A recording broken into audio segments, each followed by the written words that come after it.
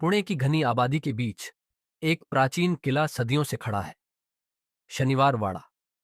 दिन के उजाले में यह सिर्फ एक ऐतिहासिक धरोहर लगता है, लेकिन जैसे ही सूरज डूबता है और अंधेरे के काले परछाई इसके विशाल दीवारों पर पड़ने लगते हैं, वाड़ा एक भयावह रहस्य को ओढ़ लेता है। कहानी शुरू होती है एक ठंडी अमावस्या की रात।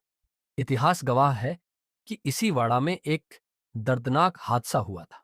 1773 की वह रात, जब केवल 16 वर्ष के युवा पेशवा नारायण राव की क्रूरता से हत्या कर दी गई थी।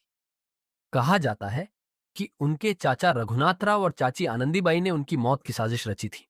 वह रात, आधी रात को, जब वाड़ा के सभी दिए बुझ चुके थे, पहरेदारों को एक अजीब सी फुसफुसाहट सुनाई दी।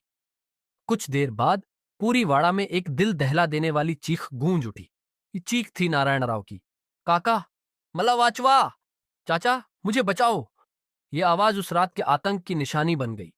हत्यारों ने उन्हें बड़ी बेरहमी से मार डाला और उनके शरीर के टुकड़े करके पास की नदी में फेंक दिए। लेकिन नारायण राव की आत्मा को शांति नहीं मिली। आज भी स्थानीय लोग और वाड़ा के पास रहने वाले पुराने लोग कसम खाते हैं कि हर अमावस्या की रात को, विशेषकर उस स्थान पर जहां पेशवा की हत्या हुई थी, वही चीख आज भी गूंजती है। काका, मला वाचवा!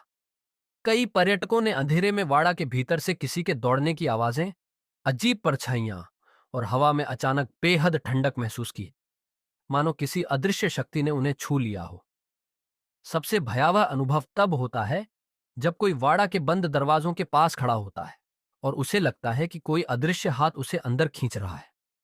माना जाता है कि नारायण राव की युवा और दुखी आत्मा आज भी अपने कातिलों से न्याय मांग रही है, और यह वाड़ा उसी शापित चीख की गूंज को अपनी दीवारों में कैद करके बैठा है। ध्यान दें, अगर आप कभी शनिवार वाड़ा घूमने जाएं तो सूर्यास्त के बाद वहां रुकने की हिम्मत न करें, खासकर अमावस्या की रात को, क्योंकि कुछ कहानियां सिर्फ इतिहास नहीं होती, वे आज भी जिंदा हैं। अगर आपको यह डरावनी कहानी पसंद आई हो तो कृपया फॉलो करें, सब्सक्राइब करें और आगे बने रहने के लिए लाइक करें।